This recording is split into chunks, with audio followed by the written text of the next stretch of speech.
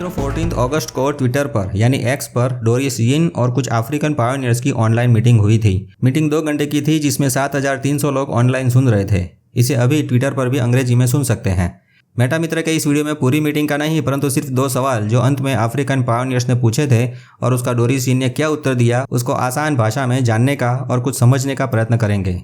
तो सवाल ये था कि केवाईसी पास होने के बाद अभी माइग्रेशन क्यों नहीं होता, पाई कॉइन पायोनियर को वॉलेट में क्यों नहीं दिए जाते, यानी माइग्रेशन क्यों रुका हुआ है। और दूसरा सवाल भी उसी पायोनियर ने पूछा था कि आपके अनुमान से ओपन मेननेट कब आ सकता है, यानी अभी जो एनक्लोज मेननेट का समय चल रहा है वो कब पूरा होगा और मेननेट जो लॉन्च हो चुका है वो पूरी तरह से ओपन कब होगा। इस पर मिस डोरिस यिन ने उत्तर दिया है, उसे समझने का प्रयत्न करें। डोरिस यिन ने कहा कि मैं जानती हूँ कि बहुत पायोनियर्स यही प्रश्न पूछना चाहते हैं और मैंने अपना विश्लेषण करके अपनी स्पीच में पहले से ही बता दिया है। अभी मैं फेसबुक पर भी ज़्यादा एक्टिव हूँ। मैंने कई ग्रुप्स ज्वाइन किए हैं जो पायोनियर की अलग अलग कम्युनिटी ने बनाए हैं। मैं लगभग 30 ग्रुप्स में हूँ और सभी ग्रुप्स में 90% पायोनियर्स यही चर्चा कर रहे हैं कि केवाईसी पास होने के बाद पाई को कैसे खरीदना और बेचना है। क्या आपने भी ऐसा अनुभव किया है? जब भी कुछ लोग पाई को खरीदने की बात करते हैं यानी कहते हैं कि मैं $100 में पाई खरीदना चाहता हूं, तो उसके नीचे बहुत पायोनियर्स की कमेंट्स देखने को मिलती है कि मुझे पाई बेचना है, मुझे भी मेरे पाई बेचना है। पाई की $100 की कीमत अभी ज़्यादा लग रही है, जबकि कुछ महीने पहले मैं रोमानिया या यूके में थी तब मुझे एक पाई की कीमत $0.87 की ऑफ़र की गई थी, जो कि $1 से भी कम थी। तो सिनारियो ये हो रहा है कि बहुत ऐसे पायोनियर्स होंगे जो इस प्रकार पाई का सौदा करते होंगे। अब पाई की टीम की तरफ से माइग्रेशन को क्यों रोका गया है और आपकी केवाईसी होने के बाद आपको वॉलेट में पाई क्यों नहीं दिए जाते हैं, उसका कारण, उसकी सही वजह शायद आपको समझ में आ रही होगी। अरे कुछ पायोनियर्स तो केवाईसी पास करने के तुरंत बाद पूरा अकाउंट ही बायर को बेच देते हैं, जबकि उनका माइग्रेशन भी नहीं हुआ होता है। उन्हें केवाईसी पास करने के बाद यानी छठा स्टेप कंप्लीट हो जाने के बाद 7वें स्टेप में माइग्रेशन करने की भी नहीं पड़ी है। वो तो सीधा अपना अकाउंट और पास फ्रेज भी बेच देते हैं। तो मुझे लगता है पाई की कोर टीम को इसका पता चला है और वे नहीं चाहते कि उनके प्रोजेक्ट को इससे कुछ भी नुकसान हो, क्योंकि ये डिसेंट्रलाइज्ड ब्लॉकचेन का प्रोजेक्ट है जिसमें कुछ मुट्ठी भर लोगों के पास बहुत ज़्यादा पाई होने से प्रोजेक्ट के विजन को खतरा हो सकता है, जिस प्रकार बिटकॉइन में हुआ है। इसे दूसरा बिटकॉइन नहीं बनाना है, तो इसलिए केवाईसी पर कंट्रोल बना रखा है। दूसरा कारण जो मैं देख रही हूँ उसकी बात करें तो बहुत पायोनियर्स ऐसे भी हैं जिन्होंने केवाईसी को टेम्पररी पास किया है। मेरी कैनेडियन टीम में से भी बहुत पायोनियर्स ने 2 या 10 मिनट में केवाईसी को टेम्पररी पास कर लिया था, परंतु मैं और मेरी टीम में से कोई अपना पूरा का पूरा अकाउंट नहीं बेच रहा। जो लोग समझते हैं वो लोग बेचते नहीं हैं, क्योंकि 3 या 4 साल से जो पाई बनाए हैं उनको सिर्फ $1 में बेचना सही नहीं होगा। अमेरिका और कनाडा में ज़्यादातर पायोनियर्स की सैलरी या डॉलर की कमाई अच्छी है, तो वे तो पाई को नहीं बेचेंगे, उनको अभी बेचने की आवश्यकता भी नहीं है। जिनको केवाईसी प्रोसेस करने के बाद ऑरेंज कलर का मैसेज दिखा है यानी केवाईसी टेम्पररी पास होने का मैसेज दिखा है, तो उनका भी आगे वेरिफिकेशन होगा और फिर बाद में केवाईसी पूर्ण तरह से कंप्लीट पास होगी। इसका मतलब है टेम्पररी पास की हुई केवाईसी के बाद माइग्रेशन नहीं होगा। जिनके पास पाई है वो पाई के मालिक हैं, या कहो खुद पाई नेटवर्क के मालिक हैं, पाई के पायोनियर हैं। उनको तो पाई के लिए कुछ करना चाहिए। ऐसा नहीं है कि ओपन मेननेट आ गया और दूसरे दिन आप पैसे वाले बन गए। नहीं, ये इतना आसान नहीं होगा। आपको पाई के लिए कुछ करना होगा।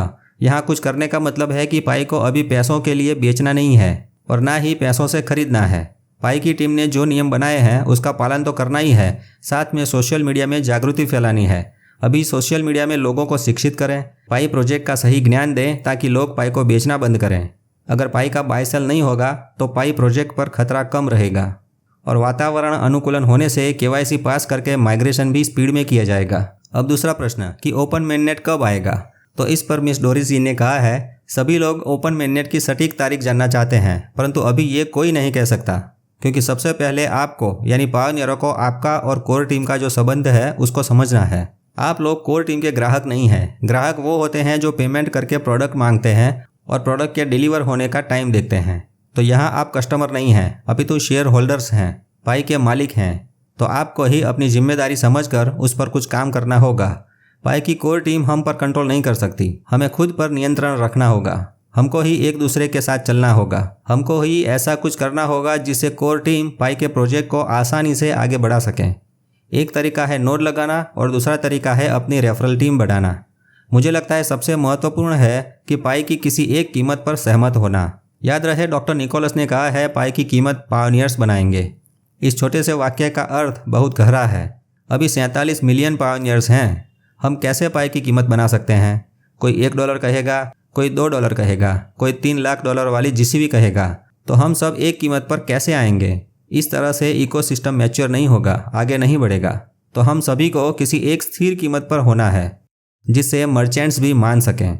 बदलती हुई कीमत को लेकर मर्चेंट्स भी परेशान रहेंगे। मैंने ऐसे भी रिप्रेजेंटेटिव से बात की है जो हाई वैल्यू की प्रोडक्ट जैसे कि सेलफोन, फर्नीचर और टेलीविज़न बेचते हैं। वे लोग भी एक पाई की एक स्थिर कीमत की राह देख रहे हैं। बदलती कीमत से वे लोग अपना सामान 6 महीने तक बेच सकते हैं, उसके आगे सर्वाइव नहीं कर सकते। तो सिर्फ एक स्थिर कीमत से ही सही प्रॉफिट का अंदाज़ा लग सकता है और इकोसिस्टम भी समृद्ध होगी। इकोसिस्टम के चलने से ओपन मेननेट भी होगा। सभी व्यापारियों और मर्चेंट्स के लिए भी ओपन मेननेट का होना बहुत ज़रूरी है। उन्होंने अपना पैसा प्रोडक्ट में लगाया है और प्रोडक्ट को पाई में बेचा है, तो पाई का भी पैसा बनना ज़रूरी है। यानी क्रिप्टो लक्ष्मी देवी पाई का रुपये में या डॉलर में रूपांतरण होना ज़रूरी है। अगर हम किसी एक कीमत पर सहमत होते हैं तो हम भी खुश, व्यापारी भी खुश। तो ओपन मेननेट के लिए ये सोचें कि मैं क्या कर सकता हूँ। अगर हम पाई के नीति नियमों का पालन करें, कम्युनिटी को आगे बढ़ाएं, यूटिलिटी का उपयोग करें, तो प्रोजेक्ट जल्दी से अपने आप आगे बढ़ेगा। और 3 से 6 महीने का समय तो बहुत है। ऐसा कहकर मिस डोरिस यीन ने अपनी स्पीच को पूर्ण विराम दिया। मित्रों, अभी भी कुछ पायोनियर्स शंका कुशंका कर रहे हैं कि पाई नेटवर्क एड्स दिखाकर पैसे कमा रहा है। दूसरे प्रोजेक्ट का तो एक्सचेंज पर लिस्टिंग भी हो गया। तो भाई पाई नेटवर्क भले एड्स दिखाकर पैसे कमा रहा है, परंतु नए नए डेवलपमेंट ला करके प्रोजेक्ट को आगे भी तो बढ़ा रहा है। जो भी दूसरे प्रोजेक्ट एक्सचेंज पर लिस्ट हो गए तो उसमें क्या हुआ, जबकि उस कॉइन की कोई उपयोगिता ही नहीं बनी है। इसलिए पाई भले एड्स से पैसे कमाए और प्रोजेक्ट को आगे बढ़ाए, पायोनियर्स से तो कोई इन्वेस्टमेंट करवाया भी नहीं है। सभी पायोनियर्स पाई की उपयोगिता कैसे बनानी है उसका विचार करेंगे तो पाई काम में आएगा। और जब पाई कुछ एप्लीकेशंस में काम में आ गया, इकोसिस्टम आगे बढ़ी, तो फिर उसकी प्रगति को कोई नहीं रोक पाएगा। मित्रों, देश की सरकारों तक का भी इस पर कंट्रोल नहीं रहेगा। बिटकॉइन और पाई में सबसे बड़ी खासियत यह है कि पाई में केवाईसी है। तो अंत में पाई का पोटेंशियल जानकर सभी इसको मान सम्मान देंगे। जब पाई का मान सम्मान बढ़ेगा तो आपकी भी शान बढ़ेगी। और पाई में यही एड्स दिखाने वाले फीचर से इसी पाई नेटवर्क पर दुनिया भर की कंपनियों की लाइन लगेगी। बहुत सारी कंपनियां अपनी एड्स दिखाने के लिए इस पाई नेटवर्क पर आएगी। तो एड्स दिखाने दीजिए। पूरी दुनिया की कंपनियों को बुलाना है तो पाई नेटवर्क का प्रमोशन करना ही पड़ेगा। पाई नेटवर्क को अपनी खुद की कंपनी मानकर चलें। हर रोज 100 लोगों को बताएं, बार बार इसकी ही बात करें। सोशल मीडिया पर भी पाई का ट्रेंड बनाए रखें। भविष्य में हो सकता है इसी एड्स वाले फीचर से एक पाई की 3 लाख डॉलर वाली जीसीबी की कीमत भी कम लगेगी। तो बाकी सब चिंता बाद में, पहले पाई हाथ में।